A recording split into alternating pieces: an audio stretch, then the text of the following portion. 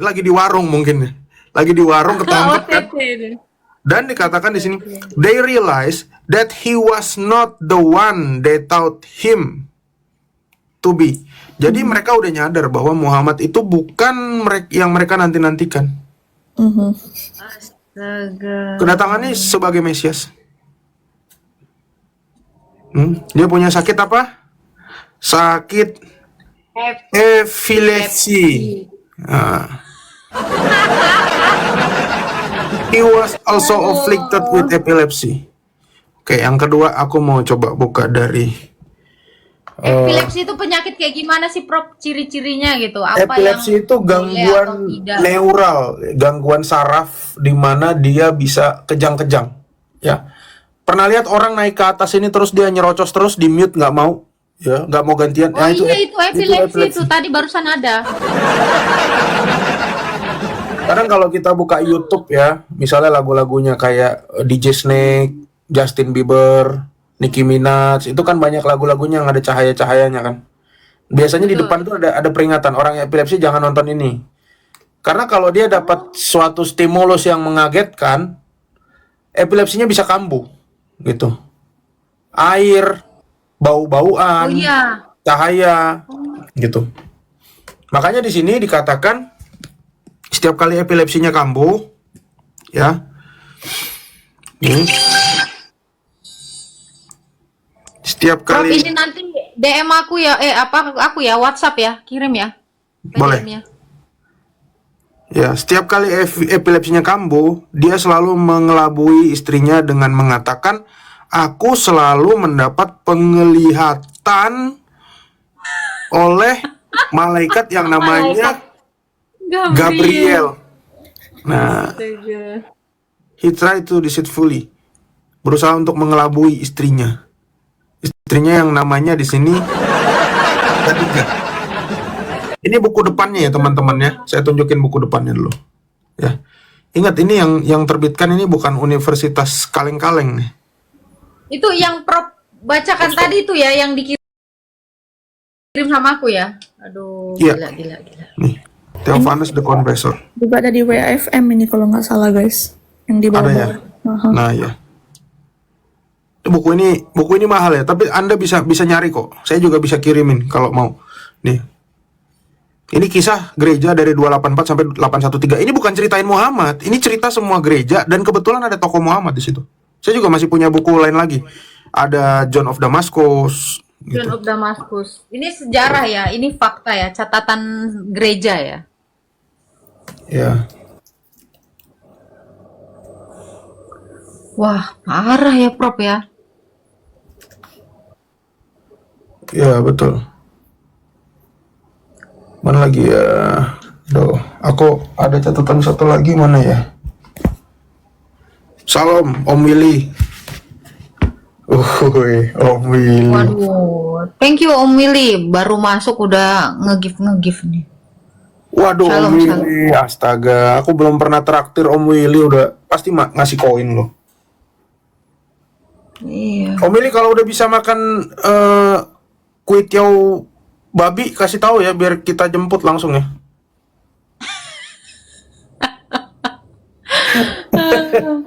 Ada kue tiaw. Emang Bang Meta itu gitu, Om Willy, aku aja begitu tahu bisa makan babi, aku dijemput makan babi ke Jogja, serius.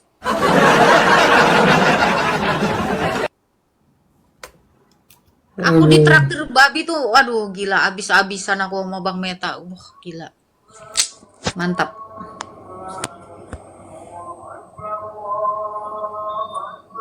Bye, bye. Teman-teman follow Om Willy ya.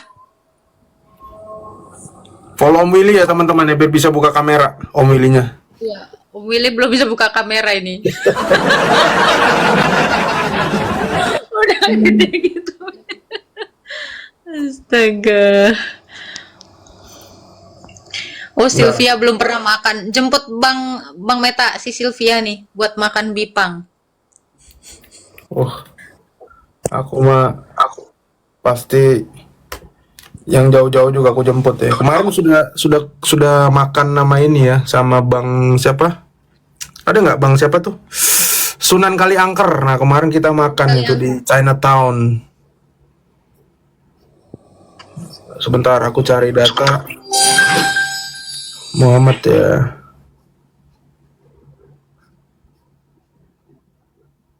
Itu Om Willy izin follow kata Om Beta itu. Oke, Buka ini. mute-nya itu. Ini ya. Ini bagus nih. Ini detail banget ya. Ini bukan hanya ortodoks ya, tapi ini juga data untuk gereja Protestan maupun Katolik. Ini sangat kritis sekali nih. Ya. Bible.ca ini bagus sekali ya. Anda bisa ngelihat tentang, ini salah satu rujukan saya ya, tentang Masoretic text, error-errornya, perbedaannya gitu. Nah, di sini ada pengklasifikasian antara tentang profesi atau nubuat dari kenabian, yang dimana tanggalnya itu kalau menurut teks Septuaginta itu sangat tepat dengan kelahiran Kristus dan penggenapannya tahun 33. Nah, tapi poinnya tadi kita mau berbicara tentang Nabi Muhammad ya. Nih kita agak slow ya, karena Nabi Muhammad masih menjadi nabinya Om Willy ya. Sedikit ya Om Willy ya. Nah, di sini. Nah, ini adalah penghitungan kalender Septuaginta. Ini penghitungan tahun Yobel. Ini tentang Seder Olam. Seder Olam itu adalah kitab yang dipakai di abad 1 akhir oleh muridnya Rabi Akiva. Seder Olam menghasilkan Masoretic text, dan Masoretic text ini punya varian lain yang sebutannya namanya Samaritan text. Ini dipakai oleh orang Samaria. Samaria ya, bukan Samarinda. Nah, ternyata kalau mengikuti penanggalan Septuaginta, lihat ini, kita lihat yang hijau ya. Penanggalan Septuaginta, maka Mesias itu akan pas lahir di tahun 5554. 5554 dari Adam. Sehingga ini sangat tepat sekali Yesus lahir di abad 1. Sesuai kalau pakai Septuaginta. Ya. Tapi kalau pakai teks koreksi yang error yang pertama kali dari Masoretic text, ini sangat tepat dengan Simon Bar Kokhba. Walah. Simon Bar Kokhba. Makanya tahun 132 orang Yahudi punya sebentar, agak miring ya. Orang Yahudi tahun 132 dia punya Mesias juga, Simon Bar Kokhba, tapi mati. Gagal. Nah, kemudian mereka ngubah lagi. Versi ketiga, dia ngubah kalender lagi. Ini kan tadi 5554. Dia revisi ini.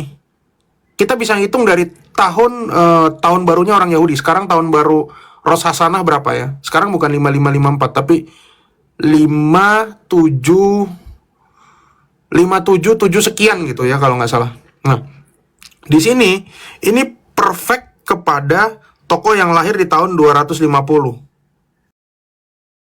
Nah, ini sebetulnya Mesiasnya adalah Moses of Kretz.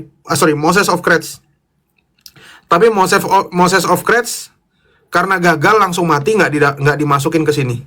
Tokohnya nggak ada. Ya kan? Tokohnya nggak ada. Nah, ternyata tahun yang ini teks orang Yahudi ya. Ini teks orang Kristen. Ini teks orang Yahudi juga, cuma dipakai Kristen. Yang terakhir ini adalah Seder Olam. Ya. Ini perfect fit kepada siapa? Shalom Pak Prof. Shalom Bang Pejuang. Perfect fit. Ini Mesiasnya diperkirakan lahir di tahun sekian menurut perhitungan mereka. Maka tokoh yang tepat lahir antara tahun segini menurut kalender mereka ya. Ingat, bukan menurut kalender Septuaginta. Ya. Itu adalah siapa? Muhammad Kristus. Jadi betul tadi Muhammad dikatakan sebagai Mesias karena menurut penanggalan Yahudi dia pas di sini. Astaga. Tapi karena Muhammad gagal, orang Yahudi kemudian nggak punya lagi di setelah berikutnya. Sampai sekarang kalender Yahudi itu berubah-ubah. Sampai sekarang. Iya. Ya, sekarang tahun 57 berapa sekarang? Berarti memang Islam ini buatan Yahudi ya? Agama Ya, buatan Yahudi ya? Ini menurut yang saya baca ya, saya nggak dengar omongan orang, tapi menurut saya baca, kalau kita baca tulisan ini, nah ini bahkan dia nulis nih, ini ada Theophanes the Confessor nih ada juga, aku juga baru lihat nih, Ini buku yang tadi aku baca ya. Nih, ini perfect banget sama Muhammad. Astaga. Ya. Kenapa saya suka gembar-gemborkan Septuaginta? Karena kalau Septuaginta ini kita bisa tegak lurus gitu sama ajaran Kristus. Ya. Bagi teman-teman yang belum familiar dengan Septuaginta, teman-teman bisa nanya ke kita atau juga bisa membaca dari scholarship dari luar negeri ya, gitu.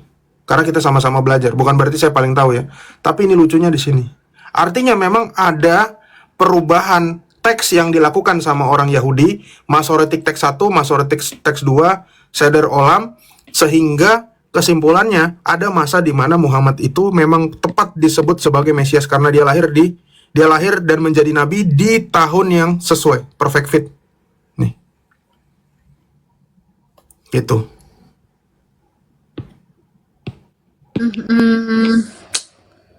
Ini kita baca sejarah ya teman-teman ya.